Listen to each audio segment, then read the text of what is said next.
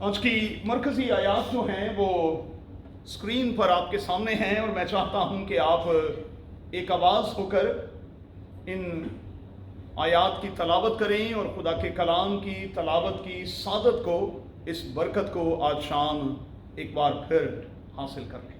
جی بس مجھ سے جائے کہ لے جا اسے مصلوب کر، پیلاطس نے اس سے کہا کیا میں تمہارے بادشاہ کو مصلوب کروں؟ سردار کاہنوں نے جواب دیا کہ کیسر کے سوا ہمارا کوئی بادشاہ نہیں۔ اس وقت اس نے اس کو کے حوالہ کیا کہ مصلوب کیا جائے، بس وہ یسوع کو لے گئے۔ خدا کے کلام کی تلاوت پر، بائبل مقدس کے اس عظیم حصے پر خداوند کی برکت ہو، آمین۔ خدا کا شکر ہو۔ تشریف رکھیں۔ جس مضمون کے تحت ہم خدا کے کلام میں آج اتریں گے وہ مضمون اسکرین پر آپ کے سامنے ہے۔ We have no king۔ ہمارا کوئی بادشاہ نہیں۔ میں نے کوشش کی کہ آج ٹریڈیشن سے، روایت سے ذرا ہٹ کے ہم خدا کے کلام کی دو آیات کو سامنے رکھتے ہوئے اپنے اس مضمون کی طرف چلیں اور چند ایک باتیں آج کے دن کی مناسبت سے خدا کے کلام میں سے لینے اور پھر سیکھنے کی کوشش کریں۔ میں آتے ہوئے نازیہ سے یہ بات کر رہا تھا کہ ان دنوں میں جتنے بھی پیغامات دیے جاتے ہیں، آپ ان میں کوئی بہت بڑا رد و بدل نہیں کر سکتے۔ یہ ٹریڈیشنل قسم کے سرمنز ہوتے ہیں، چونکہ واقعہ تو ایک ہی ہے، اس لیے آپ اسی واقعہ کو سال بہ سال جب پیش کرتے ہیں تو آپ کوئی بہت زیادہ اس میں تبدیلی نہیں لا پاتے۔ لیکن تو بھی میں خداوند کا شکریہ ادا کرتا ہوں کہ وہ خدا کے خادم جو کچھ محنت کرتے ہیں، پڑھتے ہیں، وہ کوشش کرتے ہیں کہ کوئی نئی بات خدا کے لوگوں تک پہنچائی جائے اور کسی نئے ڈھنگ سے خدا کے کلام کے کسی حصے میں اترا جائے اور روایت سے ہٹ کر بات کرتے ہوئے خدا کے لوگوں کے لیے برکت کا باعث بنا جائے۔ تو آج روایت سے تھوڑا سا ہٹ کے ہم خدا کے کلام میں اتریں گے اور ہمارا مضمون ہے We have no king۔ ہمارا کوئی بادشاہ نہیں۔ اس سے پہلے کہ ہم اپنے اس مضمون کی طرف چلیں، میں آپ سے کم از کم 5 سوالات کرنا چاہتا ہوں۔ پہلا سوال، کیا میں اور آپ کسی کے اختیار میں بھی ہیں یا کہ نہیں؟ ہم بے خود قسم کے لوگ تو نہیں؟ ہم کسی کے اختیار میں بھی ہیں یا کہ نہیں؟ دوسرا سوال، ہم کسی کے ماتحت بھی ہیں یا کہ نہیں؟ یہ آل ان آل والی روح جو ہے، یہ اچھی روح نہیں ہے۔ جس طرح یہ 5 انگلیاں ایک جیسی نہیں ہیں، اسی طرح سے دنیا میں جو مختلف عہدے نظام کو سامنے رکھتے ہوئے رکھے جاتے ہیں، ان عہدوں کو اسی طرح سے تسلیم کرنا اصل میں یہی تو خوبصورتی ہے، یہی تو خوبصورتی اور برکت ہے۔ لیکن ایسا ہوتا نہیں ہے۔ بہت سے لوگ ہیں جو ماتحت ہوتے ہوئے بھی ماتحت ہوتے نہیں۔ تیسرا سوال، ان دنوں میں آپ کس کے زیر سایہ ہیں؟ اور جس کے آپ زیر سایہ ہیں، کیا اس کے اختیار کو، اس کی اتھارٹی کو تسلیم کرتے ہیں؟ میں صرف اشارتاً ایک چھوٹی سی بات کہہ کے آگے نکل جاؤں گا۔ ہو سکے تو رومیوں کے خط کا 13واں باب ضرور پڑھیے گا۔ لکھا ہے کہ ہر وہ شخص جو کسی انتظام کے تابع نہیں، وہ خدا کے اگینسٹ ہے، اور جو خدا کے اگینسٹ ہے وہ سزا پائے گا، اس لیے کہ جو نظام دنیا میں موجود ہے اس نظام کا بنانے والا کوئی اور نہیں، خدا ہے۔ ہم کسی کے زیر سایہ بھی ہیں یا کہ نہیں، اور جس کے ہیں کیا ہم اس کی اتھارٹی کو، اس کے اختیار کو تسلیم بھی کرتے ہیں؟ چوتھی بات، کیا میرا اور آپ کو کوئی بادشاہ ہے بھائی؟ ہم جمہوریت کے حامی لوگ ہیں بھائی، ہمارے لیے کنگڈم شپ جو ہے اس کا تجربہ ہمارے لیے تو بالکل نیا ہے، لیکن یاد رکھیے گا کہ دنیا میں صرف دو ہی نظام ہیں، دو ہی بڑے نظام ہیں، ایک ہے جمہوری نظام اور ایک ہے بادشاہی نظام۔ اس کتاب کو 36 سال سے میں پڑھ رہا ہوں، 36 سال سے میں اس کلام کو سیکھ رہا ہوں، اور میں نے یہ سیکھا ہے کہ یہاں ڈیموکریسی کی بات نہیں کی جاتی، یہاں نہیں۔ بائبل مقدس جمہوریت کو نہیں مانتی، بائبل مقدس جو ہے وہ کنگڈم شپ کی بات کرتی ہے۔ اور آپ جانتے ہیں کہ خداوند یسوع مسیح جب دنیا میں آیا، ایک نیا خیال لے لیں بھائی، جب خداوند یسوع مسیح دنیا میں آیا تو وہ کوئی نیا مذہب یا نیا فرقہ بنانے کے لیے نہیں آیا تھا۔ خداوند یسوع مسیح کو جب دنیا میں بھیجا گیا تو وہ کوئی نیا فرقہ، کوئی نیا گروہ، کوئی نیا مذہب بنانے کے لیے دنیا میں نہیں آیا تھا۔ اس کے دنیا میں آنے کا مقصد کیا تھا؟ اس کی پہلی سپیچ سے آپ کو معلوم پڑ جاتا ہے، جب اس نے اپنی خدمت کا آغاز کیا تو آغاز یہیں سے کیا، خدا کی بادشاہی نزدیک آ گئی ہے، پس اپنے آپ کو تیار کرو۔ یسوع کا ایجنڈا کیا تھا؟ یسوع کا ایجنڈا یہ تھا کہ لوگوں کو وہ اس طرف لائے کہ لوگ خدا کے اختیار اور اقتدار کو ماننا شروع کریں۔ چونکہ عدم ہی سے بگاڑ پیدا ہو گیا، اس اختیار کا ہم نے ناجائز استعمال کیا، خدا کے اختیار کو اور میں کہوں گا کہ اس کی بخشی ہوئی آزادی کو ہم نے حقیر جانا، اور پھر زندگی میں یہ اونٹ کٹانے والا سلسلہ شروع ہو گیا جو آج کے دن تک جاری ہے۔ ہم ڈیموکریسی کی بات کرتے ہیں، اور جہاں ڈیموکریسی ہے وہاں پر اونٹ کٹارے لازمی ہیں،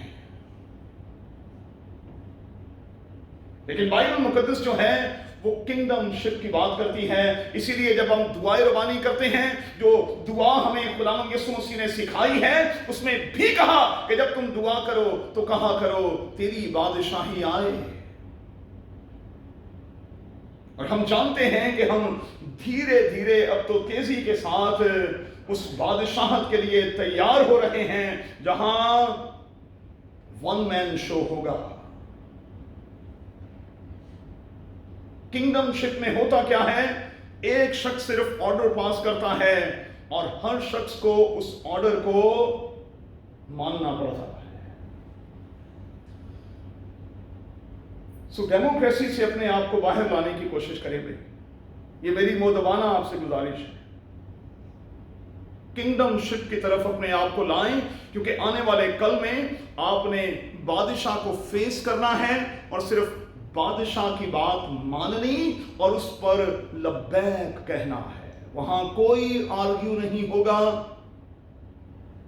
وہاں کوئی اور سیکنڈ آپشن نہیں ہوگا، جو کچھ کہا جائے گا ہمیں ایز اٹ از قبول کرنا ہوگا۔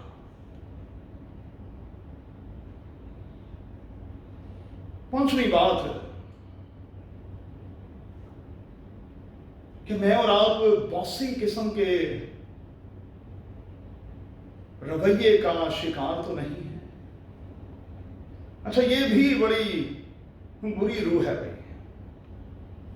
کچھ لوگوں کو اچھا لگتا ہے یہ باسی ٹائپ کا رویہ، کہ اٹھتے بیٹھتے چلتے پھرتے کوئی 2 بار جب تک وہ اپنے کانوں سے نہ سن لیں کہ یہ ہمارے باس ہیں، تب تک ان کو چین نہیں آتا۔ ارے بھائی، کاہے کے باس؟ کس چیز کے باس؟ بنایا کس نے آپ کو؟ اصل میں باس تو ایک ہی ہے، اور وہ ہے خداوند۔ اگر آپ کو کوئی اختیار دے دیا گیا ہے تو آپ باسی کیوں بنے ہوئے ہیں؟ آپ کا رویہ ایسا کیوں ہے؟ آپ خادم کیوں نہیں بن جاتے؟ خدمت گزار کیوں نہیں ہو جاتے؟ اور خدمت گزار ہو کر اس اجر اور برکت کو کیوں نہیں لے لیتے جو بائبل کا خدا آپ کو دینا چاہتا ہے؟ اس لیے میں ہمیشہ کہتا ہوں کہ پاسبانوں کو بھی پاسبان ہونا چاہیے، ڈکٹیٹر نہیں۔ ڈکٹیٹر نہیں بھائی، ہم خادم ہیں اور ہم خادم ہی رہیں، ڈکٹیٹر نہیں۔ یہ باس والا رویہ جو ہے یہ بہت غلط ہے، اور میں یہ سمجھتا ہوں کہ مجھے تو ساری عمر خدا اس پوزیشن پر لایا نہیں، اور میں چاہوں گا بھی نہیں کہ کبھی میں اس پوزیشن پر آؤں، لیکن اگر کبھی میں اس پوزیشن پر ہوتا اور میرے منہ پر کوئی مجھے باس کہتا تو میں فوری طور پر اس کے منہ کو بند کرتا اور کہتا I am not your boss۔ میں باس نہیں ہوں تمہارا بھائی، باس وہ ہے، میں خادم ہوں، مجھے یہ خدمت اس نے سونپی ہے، پتہ نہیں کیا سمجھ کے سونپی ہے، کیونکہ اس نے دنیا کے حقیروں کو، لفظوں پر غور کریں، اس نے دنیا کے کمینوں کو، بائبل میں یہی لفظ ہیں، اس نے دنیا کے بے وجودوں کو اور اس نے دنیا کے نالائقوں کو چن لیا اور پھر انہیں اختیار بخشا۔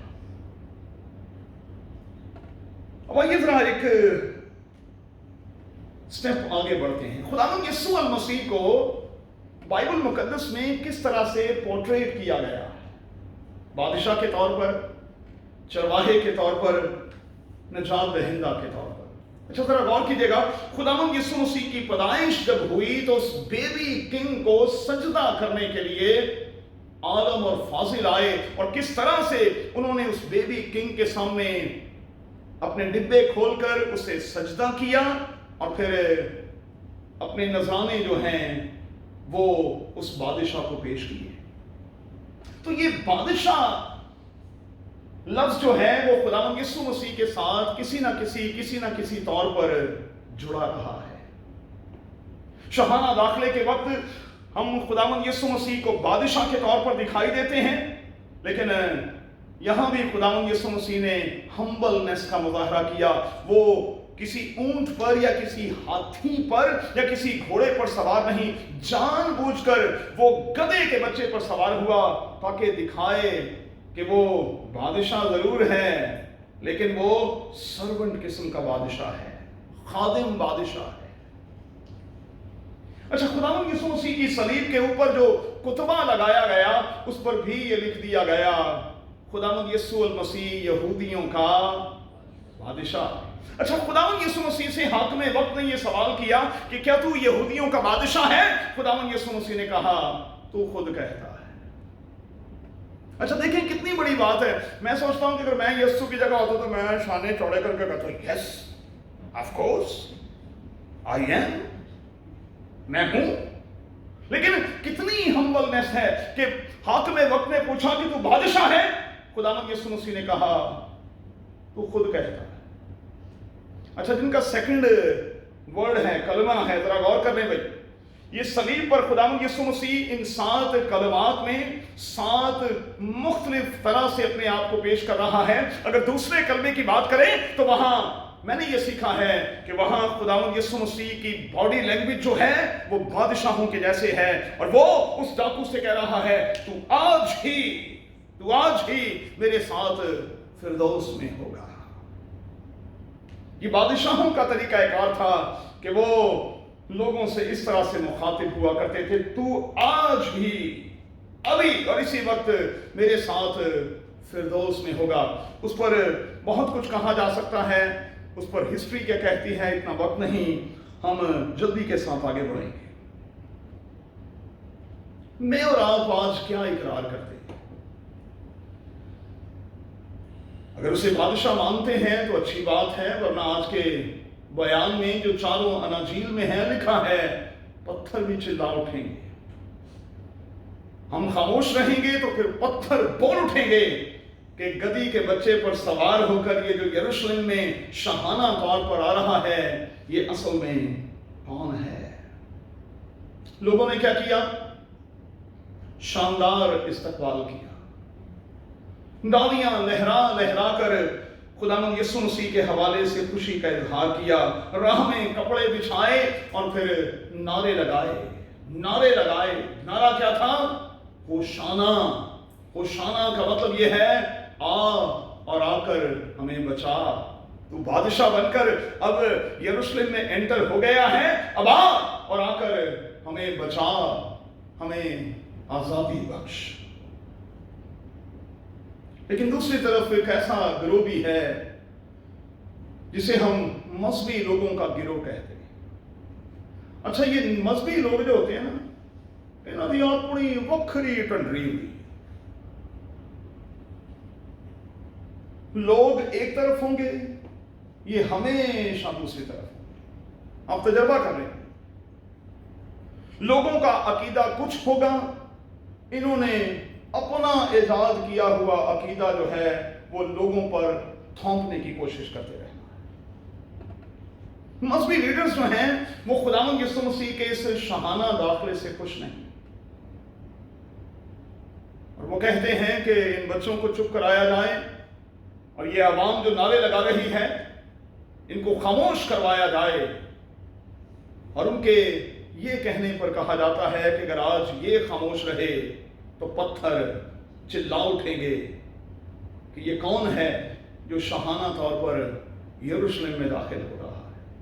काश के मजहबी लीडर्स ये समझ लेते कि भाई खुदावंद यीशु मसीह निजात दहिंदा के तौर पर, बादशाह के तौर पर जब यरूशलेम में दाखिल हो रहा है तो हमें डरने की जरूरत नहीं, हमारी सीट कहीं नहीं जाएगी। ये हमारी सीट को हिलाने नहीं, ये हमें हमारी सीट से गिराने के लिए नहीं, बल्कि ये तो उसे और ज्यादा मजबूत करने के लिए यरूशलेम में दाखिल हो रहा है। लेकिन वो ये समझे कि अब चूंकि हमारी दुकान जो है वो बिल्कुल बंद हो जाएगी, इसलिए आप जानते हैं कि उन्होंने किस किस्म का घिनौना प्लान तैयार किया। और माजरत के साथ कहूंगा कि इस प्लान में खुदावंद यीशु मसीह का एक अपना भी शरीक हो गया। और यूं बाइबल मुकद्दस की वो बात पूरी हुई कि आदमी के दुश्मन उसके घर ही के लोग होंगे। आदमी के दुश्मन उसके घर ही के लोग होंगे। हम क्यों खामखा में दुश्मन बने हुए हैं और अपने दुश्मन इब्लीस के साथ हमने दोस्ती की हुई है? क्यों? मान लें यीशु को बादशाह, उसके इख्तियार और उसकी अथॉरिटी को मान लें। और मैं आपको फिर से आज बताना चाहता हूं और दिलेरी के साथ ये बात मैं करता हूं कि जो कुछ हम भुगत रहे हैं ये सब कुछ खुदा के प्लान और उसकी मर्जी के मुताबिक है। हम उसके इख्तियार को मानते नहीं रहे, हम ये समझते रहे हैं कि हम सुपर पावर हैं, हमारे पास टेक्नोलॉजी के हवाले से मेडिसिन की दुनिया में हमने तहलका मचाया हुआ है, हम तो सब कुछ कर सकते हैं। खुदा ने दिखा दिया कि तुम कुछ नहीं कर सकते। मुझ यस्सु बादशाह से जुदा होकर, मेरे इख्तियार से निकलकर, मेरी अथॉरिटी से निकलकर तुम कुछ नहीं कर सकते। और आज के दिन तक दुनिया कुछ कर भी नहीं पाई। तो फिर क्या करें?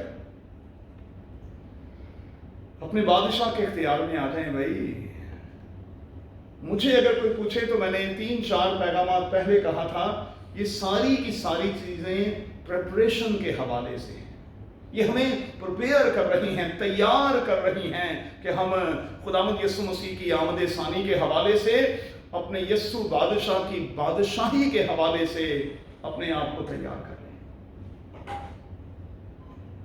आपको यकीनी तौर पर वहां मुख्तलिफ किस्म की ड्यूटीज दी जाएंगी, ओहदे दिए जाएंगे, लेकिन उन ड्यूटीज का इन्हिसार, उन ओहदों का इन्हिसार इस बात पर होगा कि मौजूदा वक्त में हम अपने बादशाह के साथ कितने सिंसियर हैं,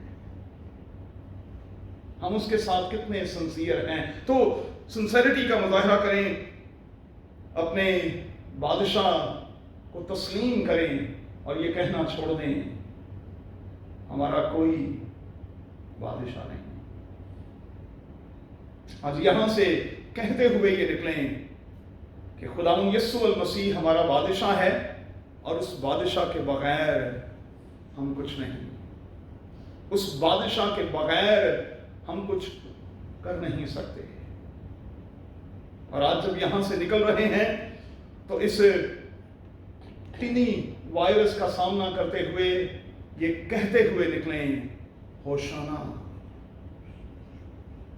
होशाना। इसका मतलब क्या है? आज के दिन में इसका ट्रांसलेशन ये होगा, खुदावंद आ और इस वायरस से हमें बचा। आइए दुआ करें। अरे खुदावंद, तेरे कलाम की इन गहरी और प्यारी बातों के लिए हम तेरा शुक्र, तेरी तारीफ करते हैं।